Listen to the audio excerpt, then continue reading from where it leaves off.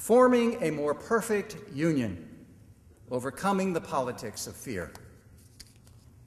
Last year, Pax Christi published a second edition of my book, Be Not Afraid, an alternative to the war on terror. And this new edition includes a foreword about the Obama administration, along with 2 new appendices. But the reason for the new edition was that a lot has really happened in the world since the book was first published in 2008. We went through a grueling presidential campaign. It witnessed the election of the first African-American president in U.S. history. And one of the most enduring images for me at that time was those tens of thousands of people gathered in Grant Park in Chicago on election night. In many ways, it was a gathering of our multicultural nation, and we felt part of one nation that night. And before us seemed to lie infinite possibilities and inexhaustible hope. But in many ways, candidate Obama was a Rorschach inkblot for his own supporters. In other words, people saw in him what they wanted to see in him. And while this might make a very successful campaign strategy, it can make the task of governing much more difficult. Political theorist and philosopher Hannah Arendt wrote about the nature of political power, authority, and totalitarianism. And she provides, I think, an important insight for us at the power of lies within political discourse. And she wrote, and I quote, "Lies are often more plausible, more appealing to reason than reality, since the liar has the great advantage of knowing beforehand what the audience wishes or expects to hear," end quote. Now, one of the arguments I make in my book is that narratives, the stories we tell ourselves in order to understand the world in which we live, narratives have more to do with what people believe than with any particular set of facts. So in order to understand how those on the far right can sustain their strong beliefs about President Obama in a fact-free environment, we need to understand the narrative that informs their worldview, that shapes their perceptions and predisposes them to embrace appealing lies. Now, the emotional backdrop of this narrative is a fear that borders on panic. And it's based on the perception that their America is losing power and influence in a new era of multicultural demographic change.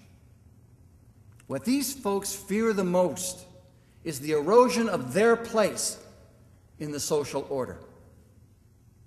Their idealized vision of the real America is one that is permanently rooted in the social, political, and cultural world of the 1950s, when women and blacks and Latinos and homosexuals knew their place, when one factory wage earner could provide his family with a decent middle-class lifestyle, and when U.S. power was perceived to be a force for good in a world that was neatly divided into the virtuous and the evil. Now, those who embrace this idealized vision as the zenith of American culture see now multiple threats that have overwhelmed everything that they believed was good and true about this nation. And in President Obama, this mostly white segment of the population sees the very personification of all their fears and anxieties. They see in him a threat to their Christian faith, to their white privilege and entitlements, and they see in him a sinister attempt by the government to take away their freedoms and their guns. Now, there has always been a segment of the population that has held fast to the belief that government in the hands of liberals or progressives is committed to establishing a totalitarian rule in this country. The difference now is this, that the fringe has moved to the center of conservative politics. Now, if you think that all this talk is nothing more than political hyperbole, recall that James von Brunn, the man accused of killing the guard at the Holocaust Museum back in 2009, left a note in his car outside the museum that said, quote, "You want my weapons? This is how you'll get them." Some aggrieved white men who believe that they're losing their entitlement to a job and a decent living are encouraged by conservative politicians and pundits not to consider the economic policies of the last 30 years that have concentrated most of the wealth into a small hand of people, not to consider the allowing unions to be systematically destroyed, or that encouraged employers to take their jobs overseas to cheaper labor markets. Instead, they're encouraged to focus their anger on scapegoats like women or people of color because of affirmative action, or immigrants because they're taking our jobs, or, God forbid, public sector union workers because they have good benefits and pensions. Right? For some Americans, having a black-skinned president represents an overturning of the natural order and confirms their deepest fears about their loss of power and influence.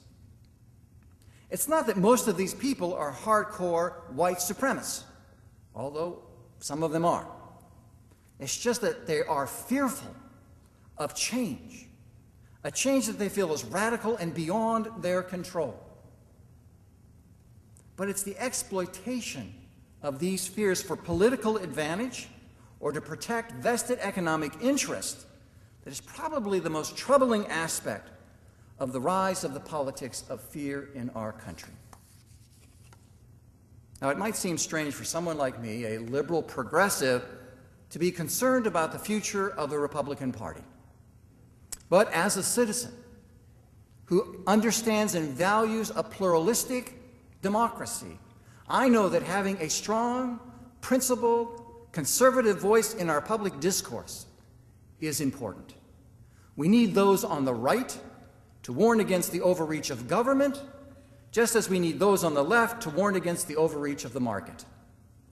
We need those who emphasize the importance of taking personal responsibilities for our lives, as much as we need those who emphasize the economic and social systems that create injustices and keep people from developing to their fullest human potential. But today, the Republican Party is at a crossroads. It needs to decide whether it will continue down the path of the politics of fear and hatred and paranoia, or whether it will base its opposition on conservative principles and values that can bring this country together, not tear it apart. What is at stake here is more than just the future of a political party.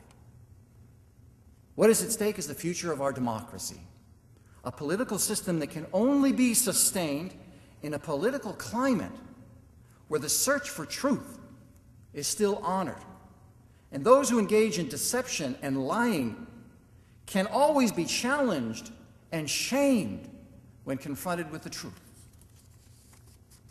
But as political professor Henry Giroux from Penn State recently wrote, ignorance is no longer a liability in a culture in which lying, deceit, and misinformation blurs the boundaries between informed judgment and the histrionics of the shouting crowd or individual.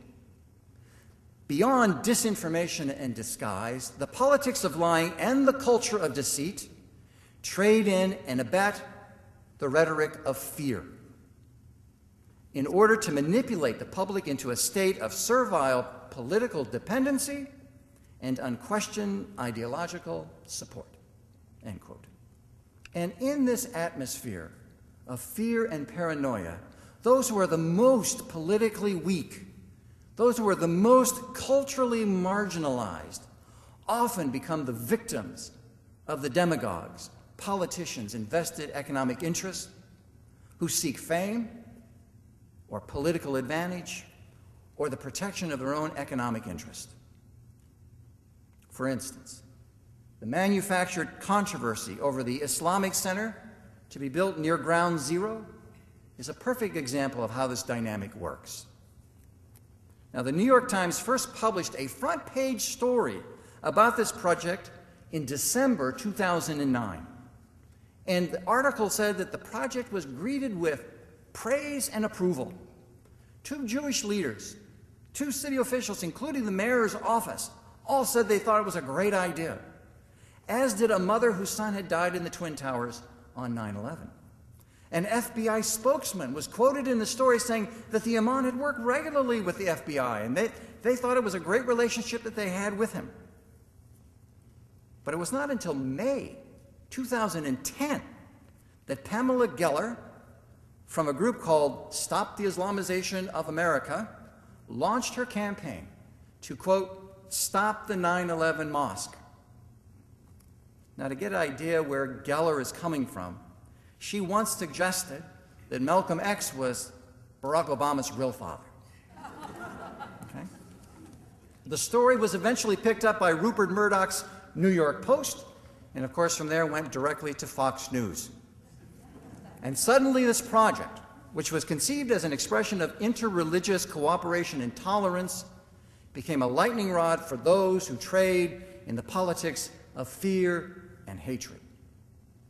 Fortunately, there were many religious leaders, even Catholic leaders, who spoke out in favor of the project and against the hate. But as we all know, a lie can get around the world twice before the truth is even out the door. Election night in Grant Park was a powerful moment in the history of our nation. Not only because of who was on the stage accepting the mantle of leadership, but because of the thousands who were there embracing each other in this diverse picture of a new America. President Obama set out the challenge for all of us when he said, and I quote, "This victory alone is not the change we seek.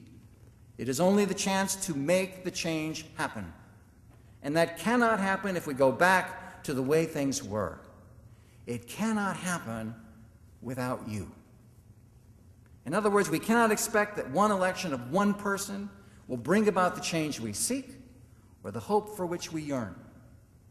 We need to take the president at his word to begin the hard work of constructing an alternative American narrative that will be capable of effectively addressing the many challenges we face in this country, while upholding the values and principles on which this nation was founded. A narrative that will move us away from fear. A narrative that will bring us together as one nation. We need to reclaim the symbols of our nation from those who believe that the flag only belongs to those who favor war. We need to reclaim our understanding of patriotism from those who believe that love of country only refers to white, Christian, heterosexual America.